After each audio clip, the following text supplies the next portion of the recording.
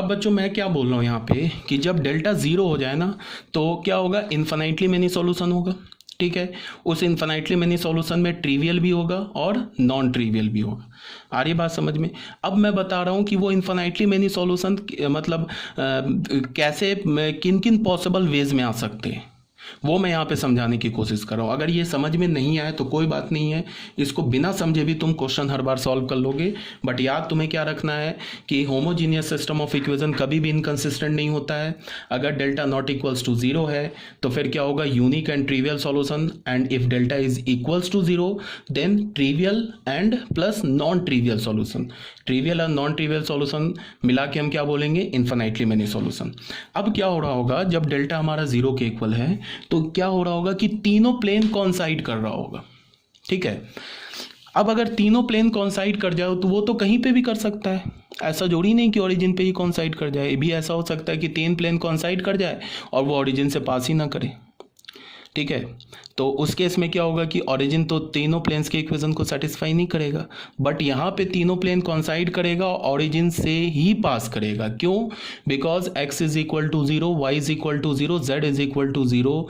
Homogeneous system of equation का एक answer तो होता ही होता है।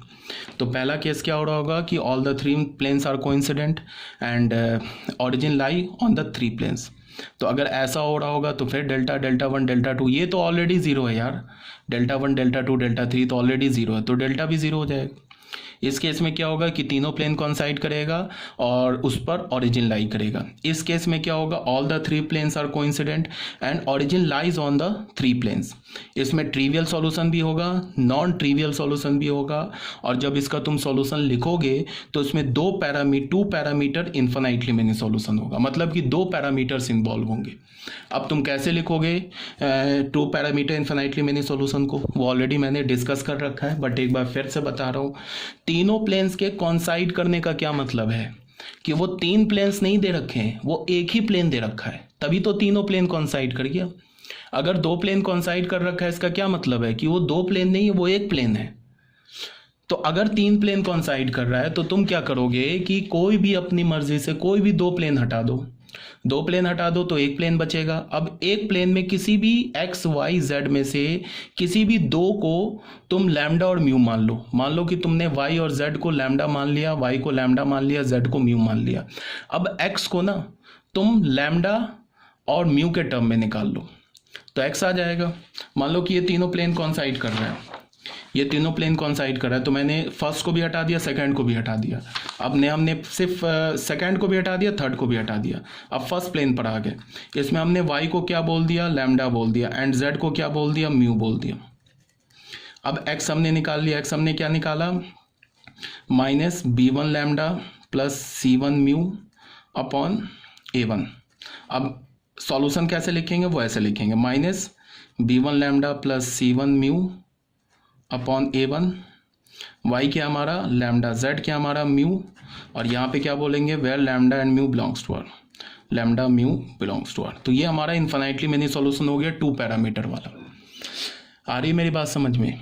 अब जोड़ी नहीं है कि तुमने y को लैम्डा बोलो, z को म्यू बोलो, तुम x और y को लैम्डा म्यू बोल लो और z को तुम लैम्डा म्यू के टर्म्स में निकाल लो। सारे सॉल्यूशन देखने में डिफरेंट होंगे बट उससे x, y और z की जो वैल्यू आएगी ना वो सेम वैल्यू आएगी। ठीक है, ये ऑलरेडी मैंने डिस्कस कर रखा है। तो पहला मैंने क्या बोला, b is equal to zero, तो स्टार्ट से ही मैंने बोल दिया कि b हमारा जीरो है। उस केस की बात कर रहे हैं अभी जो हम पढ़ रहे हैं, उसमें हमने पहले में क्या बोला कि अगर डेल्टा जीरो है, delta not equals to zero है तो unique and trivial solution. Second में क्या बोला कि अगर डेल्टा इक्वल्स टू जीरो है तो इन्फिनाइटली मेनी सॉल्यूशन होगा, उस इन्फिनाइटली मेनी सॉल्यूशन में ट्रिवियल सॉल्यूशन भी होगा, नॉन ट्रिवियल सॉल्यूशन भी होगा। अब वो इन्फिनाइटली मेनी सॉल्यूशन कितने डिफरेंट टाइप से आ सकते हैं उसके टाइप्स को मैं बता रहा हूँ। तो पहला टाइप मैंने क्या बोला कि तीनों प्लेन्स कॉन्साइड कर रहा है। अब दूसरा टाइप क्या बोला कि तीनों प्लेन्स जो है ना कोएक्सियल प्लेन्स है। ठीक है, अब अगर तीनों प्लेन्स कोएक्सियल प्लेन्स है तो उसका क्या मतलब हुआ, इसका ये मतलब हुआ कि तीनों प्लेन्स एक लाइन से पास करेंगे। ठीक है, और जिस लाइन से वो तीनों प्लेन्स पास कर रहे हैं उसी लाइन पर ओरिजिन है। और क्यों ओरिजिन को मैं बार बार बोल रहा हूं, बिकॉज 0 0 0 तो सेटिस्फाई करना ही करना है। चाहे डेल्टा ज़ीरो हो चाहे डेल्टा ज़ीरो ना हो, x zero y zero z zero तो एक आंसर आएगा ही आएगा। तो मैंने क्या बोला कि अगर delta is equal to zero है तो पहला तो तीनों प्लेन कॉन्साइड कर जाए और उस पर ओरिजिन लाई कर जाए। दूसरे केस में क्या बोला कि तीनों प्लेन्स कोएक्सियल हो जाए। तो कोएक्सियल बोलने का मतलब कि तीनों प्लेन्स एक लाइन से पास करेगा और जिस लाइन से पास करेगा उसी लाइन पर ओरिजिन होगा। तो यहाँ देख लो कोएक्सियल प्लेन्स है, origin lies on the line of intersection of three planes. इसमें क्या हो जाएगा, one parameter infinitely many solution हो जाएगा, बिकॉज जो इन्फिनाइटली मेनी सॉल्यूशन है ना वो एक लाइन पर लाई कर रहा है, तो one parameter infinitely many solution हो जाएगा। इसमें भी सब delta delta one delta two delta three zero होगा। Delta one delta two delta three तो जीरो होगा ही, बिकॉज बी मैट्रिक्स हमारा नल मैट्रिक्स है और delta is equal to zero पे तो हम बात ही कर रहे हैं। तो कहने का क्या मतलब है कि ये हमारा सेकेंड केस हो गया, मतलब इस टाइप से भी इक्वेशन हो सकते हैं, ठीक है, इन्फिनाइटली मेनी सॉल्यूशन के लिए। और अब अगर मैं बोलूं कि इस इन्फिनाइटली मेनी सॉल्यूशन को तुम लिखोगे कैसे, तो ये फिर से मैंने डिस्कस कर रखा है already. Single parameter infinitely many solution को कैसे लिखते हैं, एक बार चलो फिर से डिस्कस कर रहा हूँ। हो क्या रहा है कि तीनों प्लेन एक लाइन से पास कर रहा है ना, तीनों प्लेन एक लाइन से पास, तभी तो कोएक्सियल प्लेन है। तो इस केस में क्या होगा कि जो हमारा इन्फिनाइटली मेनी सॉल्यूशन होगा वो एक लाइन पर लाई करेगा। अब क्या हो रहा होगा, अगर तुम्हें इन्फिनाइटली मेनी सॉल्यूशन को लिखना है तो तुम अपने मर्जी से तीन प्लेन में से कोई भी दो प्लेन को, एक प्लेन को हटा दो, दो नहीं एक प्लेन को हटा दो। अब उस दो प्लेन्स में से, तीन प्लेन्स में से एक प्लेन हटा दिया। अब जो दो प्लेन बचा ना, उस दो प्लेन में से किसी भी एक वेरिएबल एक्स वाई जेड को क्या मान लो, लैम्डा मान लो, और क्रॉस मल्टीप्लिकेशन मेथड से एक्स वाई की वैल्यू निकाल लो लैम्डा के टर्म में, तो हमारा आ जाएगा सिंगल पैरामीटर में। बिकॉज तुम कोई भी एक प्लेन हटाओगे, बिकॉज तुम चाहे प्लेन वन और प्लेन टू को सॉल्व करो, उसका जो लाइन ऑफ इंटरसेक्शन होगा वही सेम लाइन ऑफ इंटरसेक्शन तो प्लेन P1 और P3 के साथ होगा। P1 और P2 का लाइन ऑफ इंटरसेक्शन और P1 और P3 का लाइन ऑफ इंटरसेक्शन और P2 और P3 का लाइन ऑफ इंटरसेक्शन, ये तो सेम ही होगा ना, बिकॉज तीनों प्लेन एक लाइन से पास कर रहा है। तो हमने क्या किया, अपनी मर्जी से किसी भी एक प्लेन को हटा दिया, दो प्लेन बच गया, दो प्लेन में से एक्स वाई जेड में से किसी भी एक वेरिएबल को लैम्डा मान लिया और एक्स और वाई का वैल्यू क्रॉस मल्टीप्लिकेशन से हमने एक्स और वाई का वैल्यू किसके टर्म में निकाल लिया, लैम्डा के टर्म में निकाल लिया। ठीक है, आई थिंक ये भी क्लियर है यहाँ तक। तो सेकेंड कुछ ऐसा हो रहा होगा, और थर्ड देखो बच्चों कैसा हो रहा होगा। थर्ड में क्या हो रहा होगा, एनी टू प्लेन्स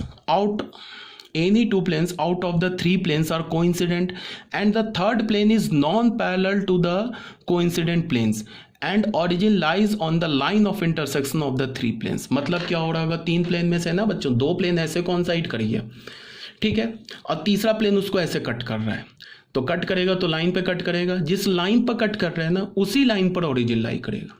इस लाइन पर कट कर रहा है, इस लाइन पर, तो इसी लाइन पर यहाँ पे ओरिजिन होगा। दो प्लेन कॉन्साइड कर गया तीन में से कोई भी दो, और तीसरा प्लेन उसको कट किया, जिस लाइन पर कट किया वहाँ पे ओरिजिन है। ओरिजिन क्यों होना है, because x zero y zero z zero तो हमेशा सॉल्यूशन होगा।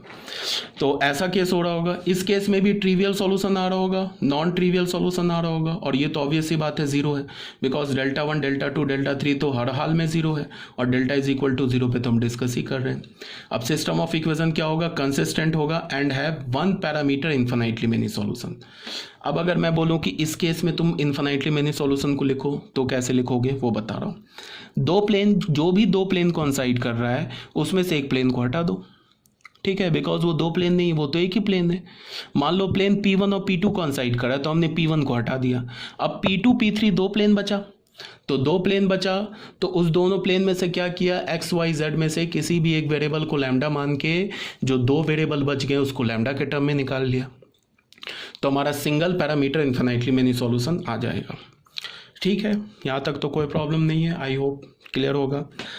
अब आ जाओ, हमने अब माना when B is not equals to a null matrix. इस केस में क्या है कि हमारा जो सिस्टम ऑफ इक्वेशन है ना, ये सिस्टम ऑफ इक्वेशन, ये तो बहुत आसान था। चलो एक बार फिर से मैं बता दे रहा हूँ, कंफ्यूजन हो या उसके बचने के लिए एक बार मैं दोबारा रिवाइज करा दे रहा हूँ। 63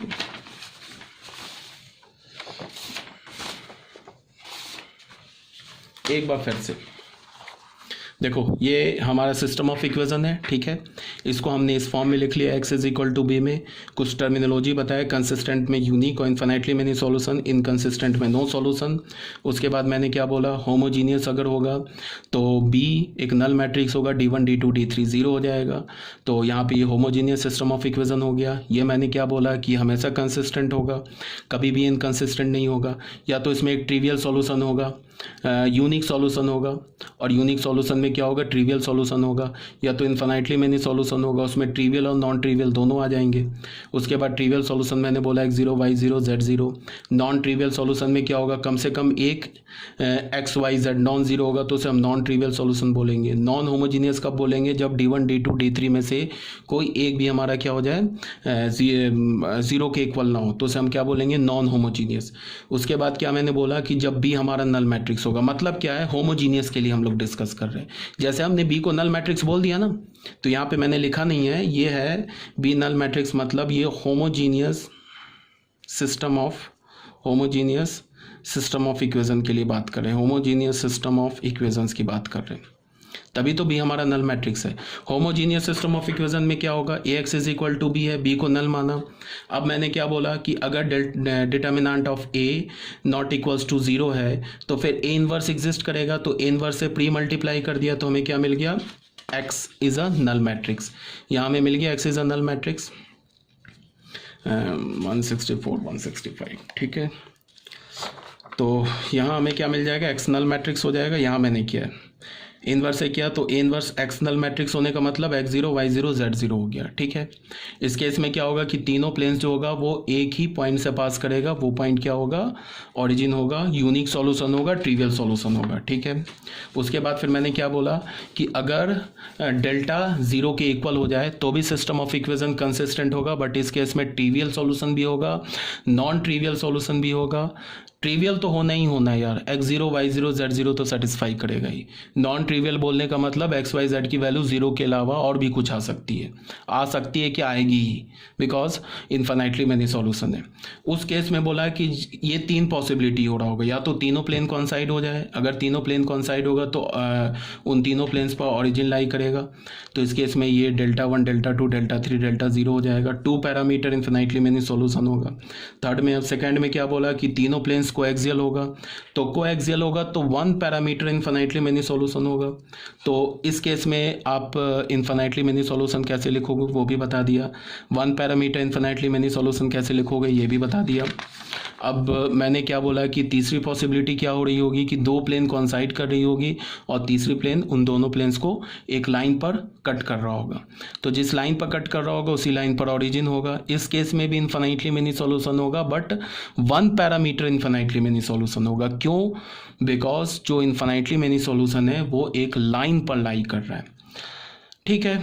इसके लिए तुम सॉल्यूशन कैसे लिखोगे इन्फिनिटली मेनी सॉल्यूशन, वो मैंने क्या बोला कि जो दो प्लेन कॉन्साइड कर रहा है उसमें से एक प्लेन को हटा दो, अब एक प्लेन बचा, दो प्लेन और बचा, अब वो दोनों प्लेन एक लाइन पे कट कर रहा है, तो उसमें क्या करो कि एक्स वाई जेड में से किसी एक को लैम्डा मान लो और जो अगले दो वेरिएबल हैं उसको लैम्डा के टर्म में निकाल लो, तो वो इन्फिनिटली मेनी सॉल्यूशन आ जाएगा, ठीक है। यहाँ तक क्लियर होना चाहिए। अभी भी कोई डाउट है तो पूछ लेना।